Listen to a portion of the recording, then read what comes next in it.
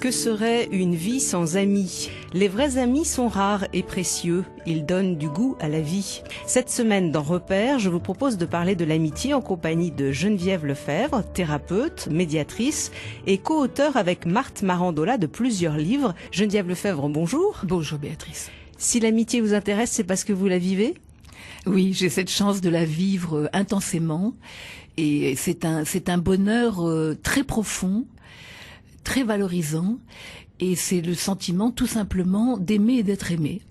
On dit parfois que l'amour nous tombe dessus, alors qu'en est-il de l'amitié? Il y a une rencontre comme ça, un jour donné? Alors, moi, j'estime qu'en amitié, il peut y avoir en effet l'équivalent du coup de foudre. Et oui, ça peut relever du coup de foudre, parce que tout d'un coup, on rencontre un être et on est curieux de cet être. Alors, vous parlez de curiosité, essayons de creuser. Qu'est-ce qui qualifie la relation d'amitié? Moi, je crois que l'amitié se construit au fil du temps, et d'abord, ça commence par des rituels très simples, au travail ou autre, par les rituels de comment vas-tu, comment s'est passée ta soirée hier, enfin, s'intéresser à l'autre, voilà, de manière sincère.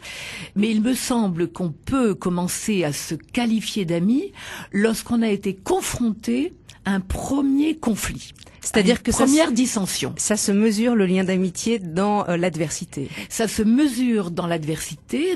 Donc l'harmonie se construit grâce au fait d'oser affronter nos conflits et nos différences, parce que bien sûr l'amitié n'a rien à voir avec la fusion.